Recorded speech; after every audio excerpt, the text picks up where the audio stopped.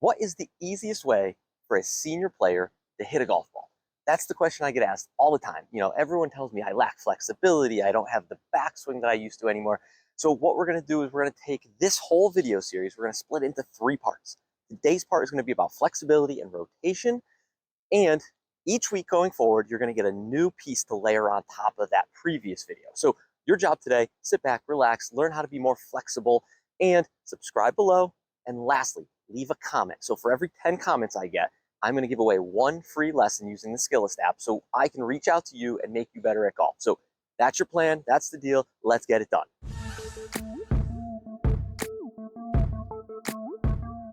So most of the time when I get a senior player on my lesson tee, one of the first things they mention is they lack flexibility. Now, yeah, that obviously makes some sense. As you get older, you lose the ability to use your body the same way you used to when maybe you were 25 or so. So the first thing I ask is, go ahead and take your golf club and can you put it across your shoulders for me? And can you just show me how far can you make that golf club turn and kind of rotate? And most of them will start doing some of this. And I said, do whatever you need to. See if you can point the club directly at me if I was on the face-on view. So most of them can turn their shoulders. Maybe they can get them to 90 degrees. Some of them even go a little bit crazy and get a little bit further than that. And what you notice is most of the time, the senior players can move properly. They have enough turn when they're standing nice and perpendicular to the ground, nice and tall and erect. But the problem is when they bend over, get into their golf posture, everything seems to change. So we need to figure out what's the difference between when we're bent over, attacking this golf ball versus when we're standing up. So if you watched how I did this, there's a very key part to what I did and that most senior players will do. And they turn their shoulders. Do you notice how my hips are also turning as well? So from here, you see my hips kind of turn and you see my legs kind of move and bend and change, flex. My knees are kind of marching in place, if you will. So most senior players, for some reason, when they set up to a golf ball, they will set up and they'll get over that golf ball. They'll get ready to hit this thing. And from a down the line view, what you're going to notice is they make that backswing and their bottom half looks like it's stuck in concrete. It basically looks like they lose the ability to use their legs. Now, there's an easy way we can fix that. What you're going to notice is if I lose the ability to use my hips, for every 1 degree I stop turning with my hips, I lose 2 degrees of shoulder turn. Conversely, if I add a degree of hip turn, I get 2 degrees of shoulder turn more.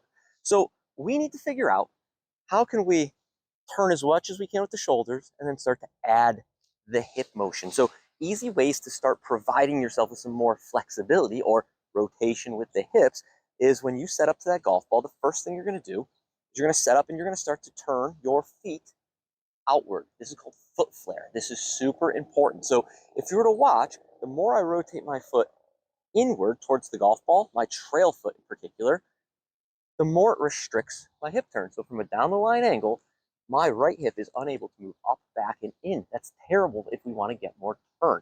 So what I suggest is, as a senior player, take that trail foot and turn it out as much as you want. It doesn't matter how much you turn it out. It could point perpendicular to the target. It could point directly at my down the line camera, and it doesn't matter that much. Probably a little overkill if we do that, but turn it out a little bit.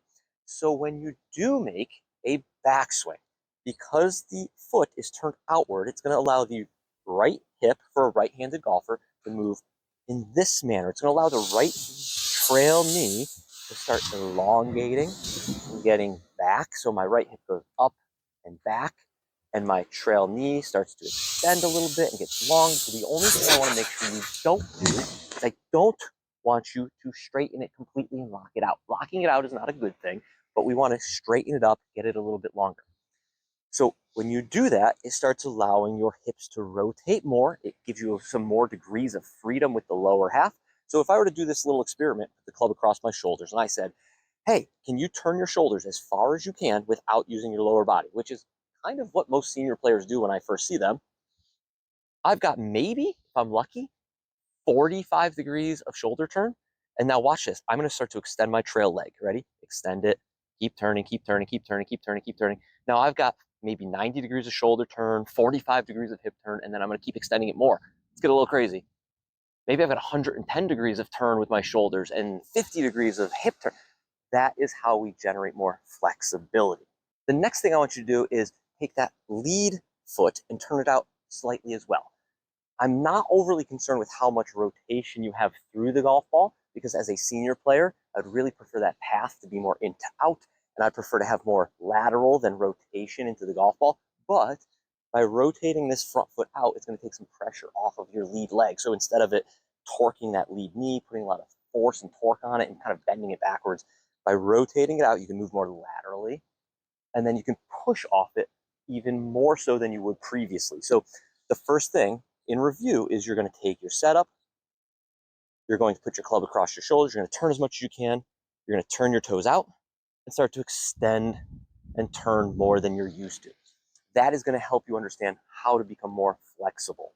So remember, now that you've got the ability to create flexibility using some of the pieces you already had and maneuvering them in a different way, let's go ahead and let's take a look at a lesson I recently gave to a senior player and how this exact move helped them increase their turn by 20%. All right, so now we have our senior player. Let's call him Mike.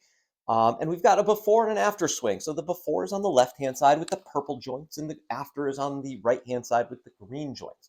The only difference between these two swings were the instructions of turn your feet out and flare them for the green golfer, and also the instructions of when you make your backswing, I need you to extend your trail leg and move your right hip up and back as far as you can without locking your trail leg. So let's see what actually happened in Mike's golf swing.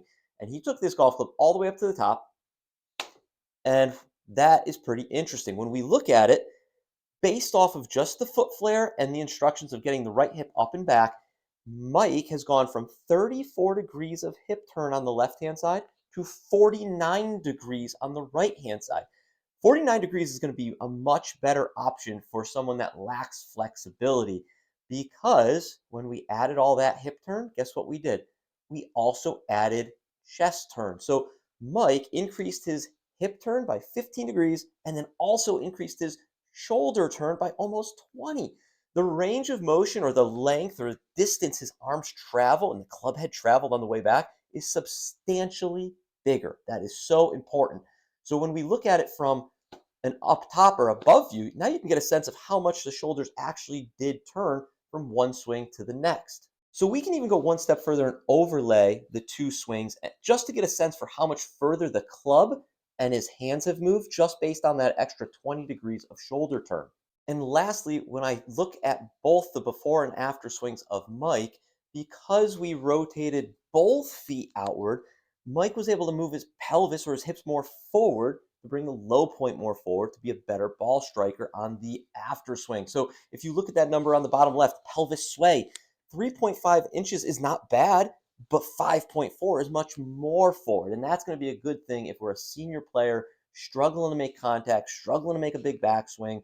That is how you're going to end up being a better ball striker well into your hundreds.